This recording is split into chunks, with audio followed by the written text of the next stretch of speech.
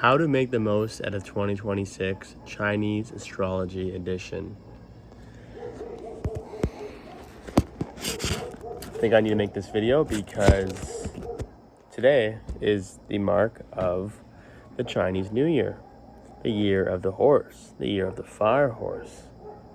Now we're getting into what exactly the fire horse is, but it's very, very rare.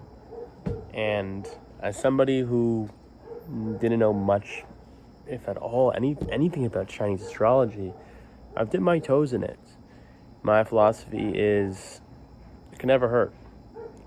Learn about different things, find something that resonates with you, and go for it. There's a great quote by Socrates, something along the lines of, all I know is I know nothing, right? So you need to understand that by telling yourself, this doesn't matter, this is not real, this is this, you're being very dogmatic. You are very ignorant, dogmatic, and very rigid in your beliefs. It doesn't serve you. As Naval Ravikant would say, if you're so smart, why aren't you happy? Or if you're so smart, why don't you have everything you want? Why are you looking for more, right? So you gotta question yourself. You gotta be more objective with your perspectives. Zoom out a little bit and maybe be more of play more of a third-person perspective. If this is like a video game, a virtual reality, you're so fixated on this first-person view of like these thoughts, these beliefs, these opinions. None of it's truth. It's just half truth. It's all half truth. All of it. Right? And the philosophy points to this, and a lot of different texts point to this, right? So that's the first thing I want to say, is that if you're completely against it, you probably wouldn't watch this video. Maybe you're watching this video and just thinking to yourself, let's hear what he has to say, but I don't buy it. So, I was like you too. I was like that person who, didn't buy it or didn't even care to even learn it. And that's the thing. A lot of people, they don't even, oops, Jesus scared the shit out of me. They don't even try to learn it. They put the door down and that's it, right? So if you're watching this, at least you didn't put the door down. You know what I mean? So 2025 was a year of the snake, and 2026 is the year of the horse. But before I just explain the horse and the snake, and just, I don't want to just regurgitate what everyone else talks about. I actually want to explain what Chinese astrology is. From my understanding, it's essentially a way for one to utilize, to tap into different energy in the cycles of life, lunar cycles. And the Chinese believe that there's 12 years cycles, right? And each year represents a different animal sign, right? And represents, the energy is very much analogous to the traits of the animal. So the snake, which was 2025, is all about shedding the skin, right? Shedding the layers and moving past old identities, old belief systems, things that didn't serve you, whether it's relationships, maybe it's quitting a job, moving to a new place, having those conversations that, you've been kind of suppressing, or, expressing those emotions that you were suppressing, anything like that. That's all snake energy. So, especially last month, like in January 2026, when we were still in the snake year, because the snake year doesn't coincide with the actual calendar that we have, the Gregorian calendar. That was the most intense period of shedding, like in January, or even the last few weeks. So if you had these thoughts of quitting your job, or maybe downgrading your lifestyle, which is something that I was doing, of not totally downgrading, but just removing things that I didn't really care about, material things that, I'm ready to move on from. That is all snake energy. And, I didn't know this 2025. I knew it was the year of the snake, right? We hear these things of, oh, it's the year of the horse, the year of the snake, because it's kind of mainstream media, you could say, of Chinese New Year, just knowing the sign. Then you don't really go into it, right? So last year I didn't go into it at all. And then maybe a few months ago, I actually went into it because I learned more about what it was, and I saw and I read about the snake, and I was like, wow, you know what? 2025 was a lot about trial and error and going to different identities and different places, finding myself and all that stuff. So it's just weird how that happened, like I completely resonated with that. And I talked to people and I asked them, how was your year? And they said, you know what? Yeah, like I found myself also bouncing around different things, trying different things. So, the more you ask people and that way you don't get a biased perspective, and you ask people that don't even know about Chinese astrology, you just ask them questions. You paint a picture to see, oh wow, you know what? That person's this sign, that person had this year, and then that year they didn't have this year. It's just like you put the puzzle together, and then it gets really interesting. But anyways, I want to search up a little bit. I don't want to just spew out of my what. I just want to search up quickly, how did it start? Yeah, it originated, 2202 BC. Yeah, I don't know, very, very long time ago. It says, according to legend, the system resulted from mythical animal race held by either the Buddha or the Jade Emperor. One such myth explained that the Jade Emperor wanted to create a zodiac system based on animals, so he invited all animals to race for a spot in the system. Interesting. So, long story short, it's just been around for a long time. Longer than our great ancestors, right? And when you hear stuff like that, of like people have been utilizing this since the dawn of time, again, there's more validity to it, not just some like modern made up thing. You know what I mean? There's also a quote by J.P. Morgan. He goes, "Millionaires don't use astrology, billionaires do." That guy's a billionaire. All I'm gonna say. I have to say I care to be a billionaire, or you may not care to be a billionaire, but the point is that there's a reason why astrology, no one, like, when I thought of astrology growing up, my subconscious belief system thought of it as something of like, people with crystal balls, crazy cat lady, like the people you go to get your fortune tellers. And I didn't buy it, right? But then, this is where critical thinking comes in. This is where you redo the programs in your mind, where you stop and you go, is this my thought? Like, did I think this about Chinese astrology? Or, sorry, there's someone. Or did it get implanted in my brain? And did this get like subconsciously passed on to me in society? You have to do some critical thinking and ask yourself, maybe a teacher didn't teach this to you in school, but some way, shape, or form, whether it's through social media or some sort of medium, maybe it's your parents, maybe it's your friends, maybe it's just like an overall way of programming the mind to never even think twice about diving into Chinese astrology, because it's not a job. You don't make direct money from it usually. It has no purpose in society, right? At least in modern society, that's what they want to think. So anyways, once you go over that barrier and you realize, wow, you know what, maybe there's something here, maybe there's a reason why a lot of people don't study this stuff, then that's when you actually start to dive deeper, right?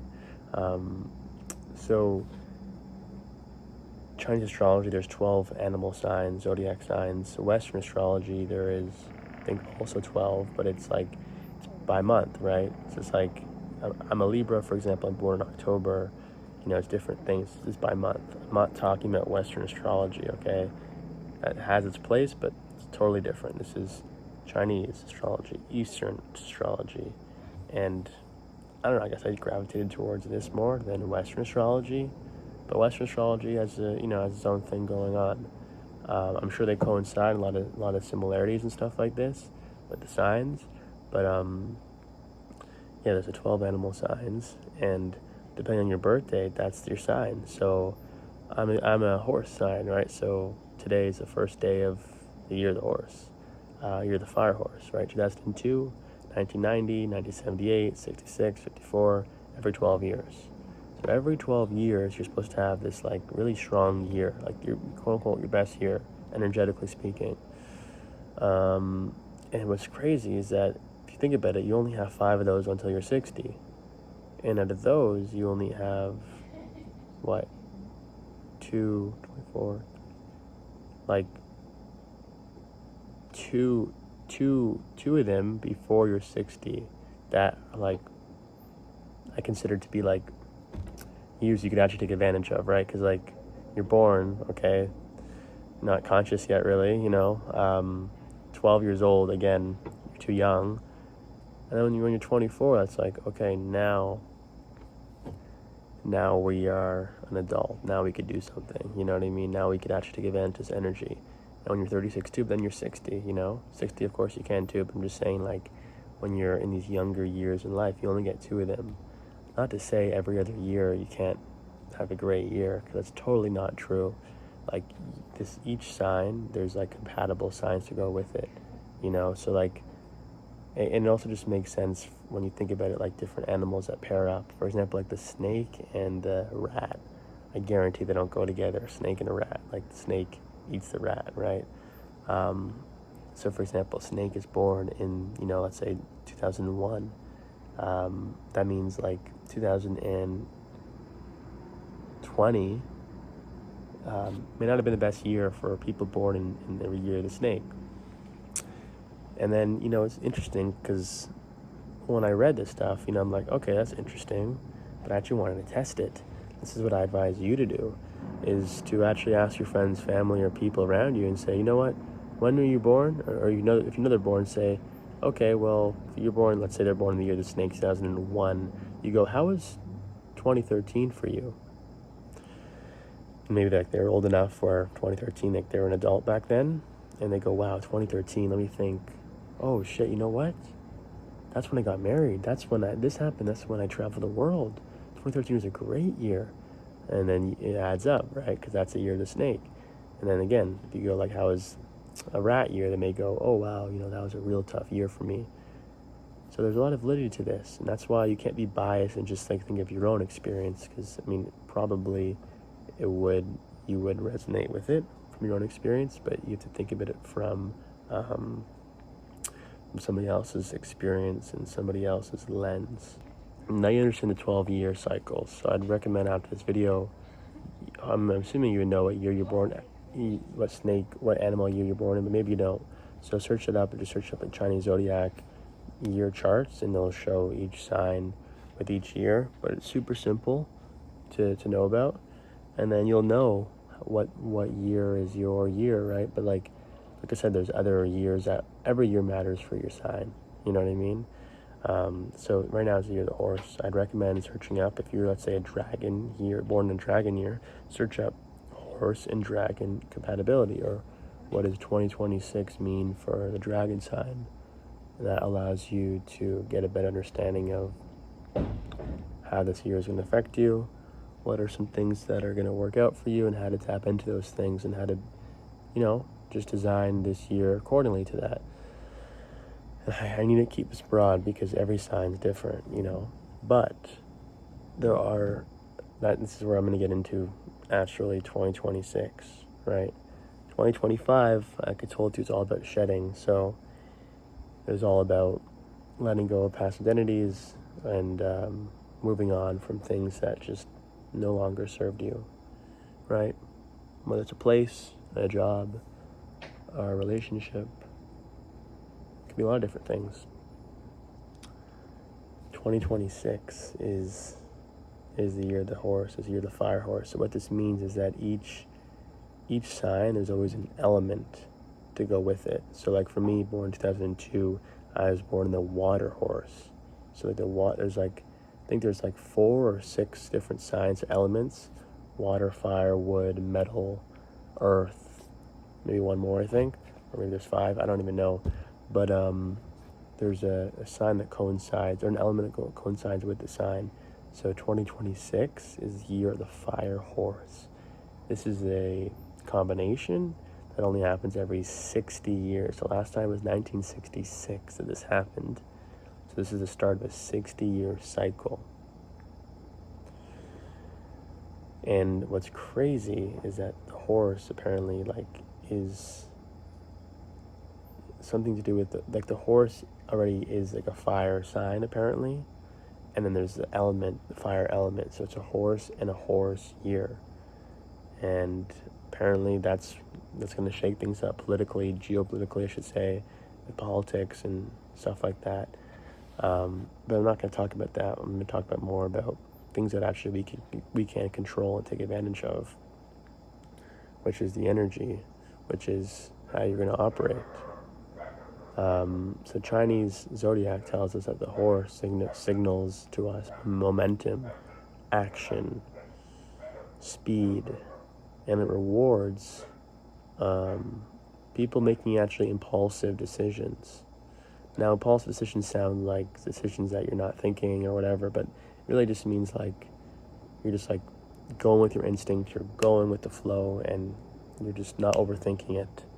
Last year, maybe you tried that and it didn't serve you. Maybe you just tried to just start a business and it didn't work out as much. But this year is supposed to actually help out with that.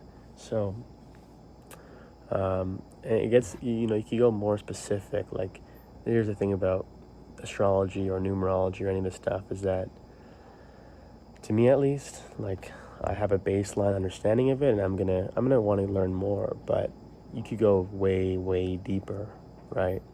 Because you go from year to month to week to day to hour to minute to second, and some people make decisions on these really micro timelines of like, this month, at this time I'm gonna post this video, or this is the month of the year that whatever. Like, it goes really deep because each year there's different months that have the sign. Like for horse sign and a horse year. Apparently, like June or something is supposed to be like our strongest month, or July. But like it's very deep, and I don't know. It's a bit much for me at least to go with. I understand like a basic understanding of like, okay, this year is this, so I'm gonna make these plans and just roll with it. You know what I mean? You need to have clarity. You need to have clarity over like what are your steps to take, and even though the year does reward momentum and growth and action, you still have to plan things. Or else that momentum, that spark that the horse signals, is actually going to manifest in the form of maybe, misalignment, instability, burnout, right? Burnout. You're burning out. The fire's burning out. You know what I mean? So it's interesting. I'm not exactly sure which signs are, go against the horse. My guess would be maybe, not the snake, but it's just a total guess. Maybe like the monkey or the tiger. I don't know. I'm making this up, but there are signs that, like if you're born in this year could be a difficult year for you. But that shouldn't instill fear, I think. That's the part where you have to be very careful of. Is that, yeah, there's years that aren't as good for you. But to me, I see that as, okay, it's just a year of, not taking huge risks, but just getting my routine going and do my thing. You know what I mean? It's not about being scared of things happening or the worst thing happening. Just, being very aware of how you're operating. And the year of the horse is yang energy. Snake was yin energy. So yin yang, essentially just like it is a 360, 180. How I see it, it's like there's a coin, right? Yin yang. In order for something to exist, there needs to be two sides of that coin. Heads and tails, yin yang. Now we're on the yang energy, right? So like I said, it's going to reward you making some big moves, big risks. And I guess regardless of your sign, it's just, that's what it's all about. Making risks. And maybe that means doing that thing that scares you the most, that gives you the most fear. You don't even want to talk about it. You don't even want to think about it. You know what I mean? It's so strong and palpable, this fear, that sometimes you kind of forget about it. Maybe you've been always wanting to go down this different career path. Maybe you always wanted to tell your partner something, or to start that business, and it's not easy. And I'm saying this out of my own experience. I just launched something, beginning to launch something right now with the horse energy, and it's very, very challenging, just because the energy is giving just because it's horse energy and speed, momentum, and all this doesn't mean it's easy. There's the fear is going to be there still, but the horse is supposed to just go right through the gates. But you need to be able to create space for that. That's what it really is. That's where people talk about having a regulated nervous system. How for the year of the horse, you have to make sure that your nervous system is regulated, your body's feeling good. That way, that's the space for the horse energy to be channeled, to be activated, using this vessel to allow the horse to gallop through the year. That's all I could say. And that's something I need to work on myself, which I won't get into, but I think my nervous system isn't where it should be. And that alone actually could be the reason why, you may be taking a lot of different steps this year, different risks, going after it, but you're only going to go as far as your nervous system lets you, as far as your body thinks it's safe. So if you're acting into survival, that'll manifest this year. You know what I mean?